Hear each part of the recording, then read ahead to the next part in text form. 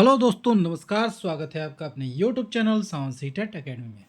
दोस्तों, अब ने हम यौगिक और योग रूढ़ और रूढ़ शब्दों के बारे में पढ़ा।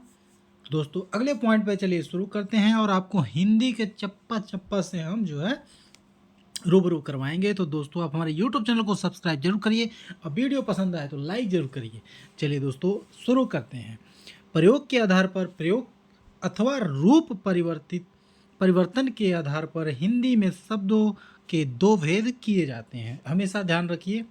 एक विकारी हुए शब्द जिन लिंग वचन पुरुष कारक एवं काल के अनुसार रूप परिवर्तित हो जाता है, विकारी शब्द कहलाते हैं। विकारी शब्दों में समस्त संज्ञा, सर्वनाम, विशेषज्ञ तथा क्रिया शब्द आते हैं। इनका विस्तृत विवरण अलग अध्याय में किया जाएगा। हमेशा ध्यान रखिएगा दोस्तों। और दूसरा होता है अविकारी एवं अवयव शब्द। वे शब्द जिनका लिंग वचन पुरुष कारक एवं काल के अनुसार रूप परिवर्तित नहीं होता है, अविकारी या अवयव शब्द कहलाते हैं। इन शब्दों का रूप सदैव वही बना रहता है, इसलिए इन्हें अवयव अवयव अव्यय अव्यय कहा जाता है। अविकारी शब्दों में क्रिया विशेषण, संबंध बोधक, समुच्चय बोधक तथा विस्मयादि बोधक आदि अव्यय शब्द आते हैं। तो ये ध्यान रखिए आप। इसमें देखिए दोस्तों, अब हम अगले पॉइंट की तरफ बढ़ेंगे। अगर कोई भी दिक्कत हो तो हमारी जो है कमेंट बॉक्स में ज़रूर आप लोग अपने प्रश्नों को डालिए, हम उसका उत्तर आपको देंगे। चलिए, अर्थ के आधार पर दोस्तों, अर्थ के आधार पर शब्दों के निम्नलिखित भेद किए जाते हैं। एकार्थी शब्द, जिन शब्दों का प्रयोग एक ही अर्थ में होता है उन्हें एकार्थी शब्द कहते हैं। जैसे दिन, धूप, लड़का, पहाड़, नदी आदि। हमेशा ध्यान रखिएगा, एकार्थी शब्द किसे कहते हैं? जिन शब्दों का एक ही अर्थ होता है उन्हें एकार्थी शब्द कहते हैं। ठीक, जैसे दिन, धूप, लड़का, पहाड़, नदी आदि। क्योंकि नदी का नदी होगा, पहाड़ का पहाड़ होगा, लड़का का लड़का होगा, धूप का धूप होगा, दिन का दिन होगा। चलिए, अब अनेकार्थी शब्द के बारे में जानेंगे।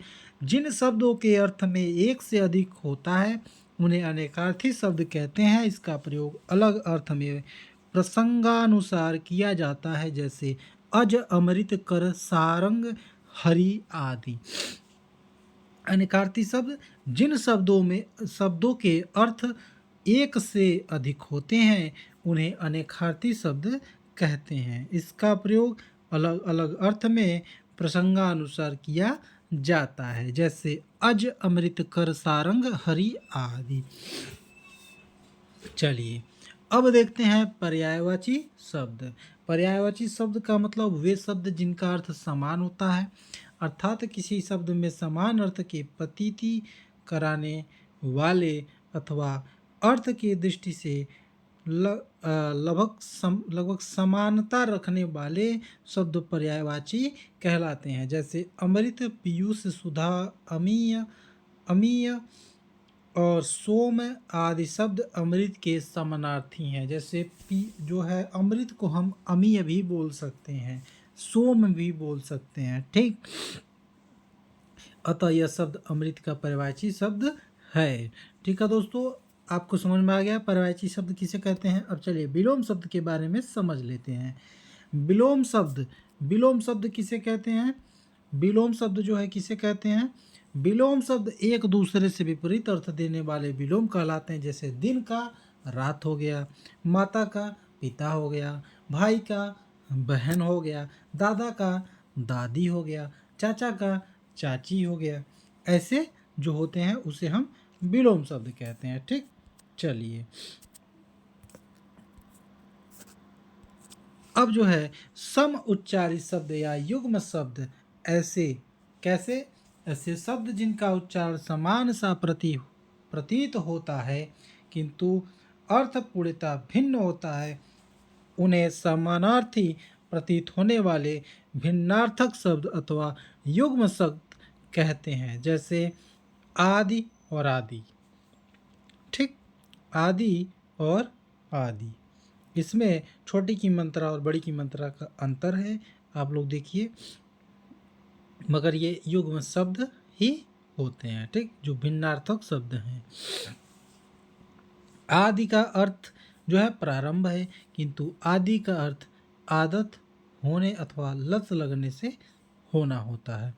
इस प्रकार का उच्चारण समान सा प्रतीत होने वाले भी अर्थ भिन्न हैं, ठीक। चलिए,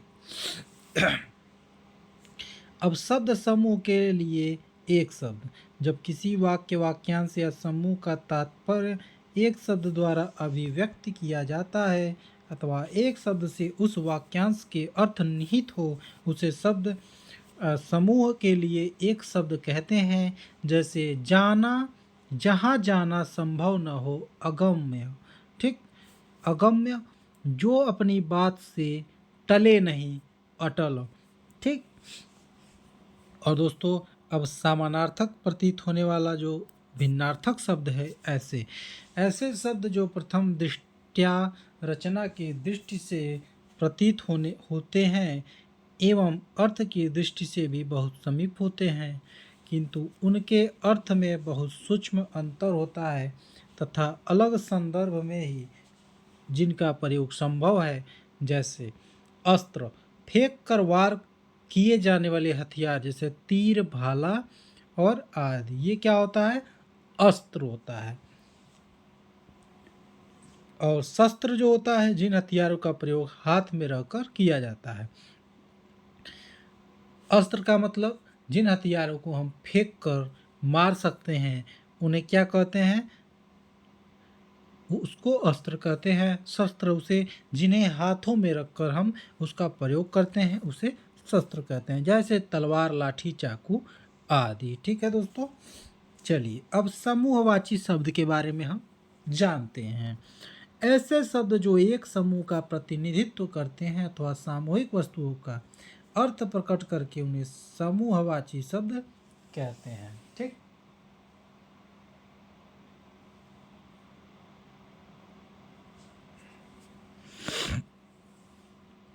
जैसे गट्ठर लकड़ी या पुस्तकों का समूह, गुच्छा चाबियों या अंगूर का समूह, गिरोह माफिया या चोर डाकुओं का समूह, रेवड़ भेड़ या बकरी या पशुओं का समूह।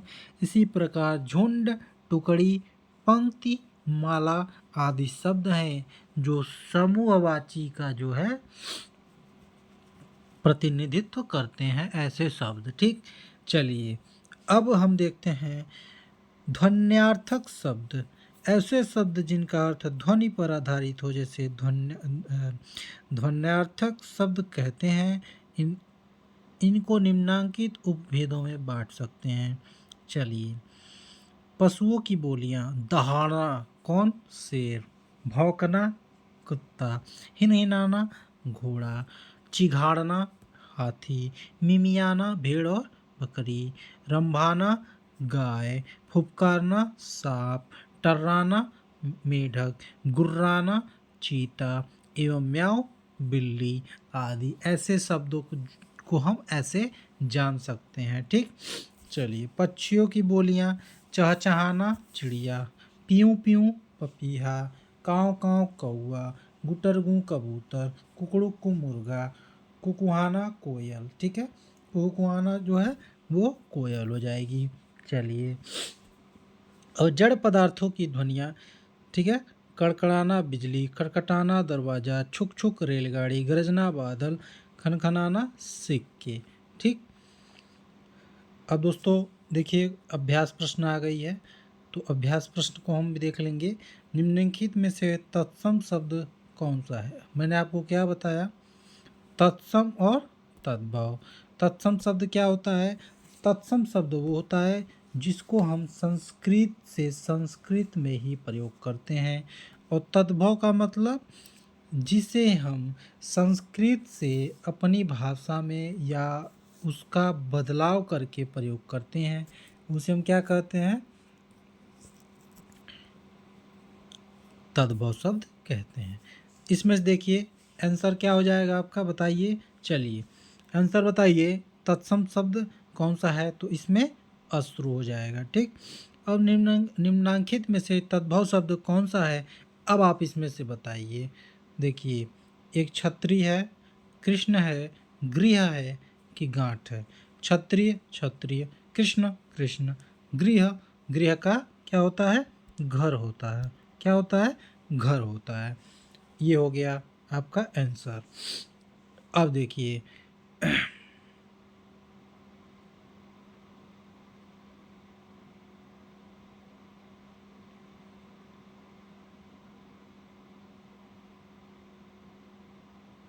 ओह सॉरी सॉरी, मैं तद्भव, इसमें तद्भव शब्द पूछा हुआ है।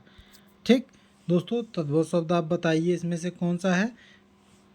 निम्नलिखित में से देशज शब्द कौन सा है? और निम्नलिखित में से योग रूढ़ शब्द का चयन कीजिए। ठीक है दोस्तों, चलिए ये है आपके लिए आपका अभ्यास प्रश्न। चलिए मिलते हैं अगले वीडियो में, तब तक के लिए जय हिंद दोस्तों।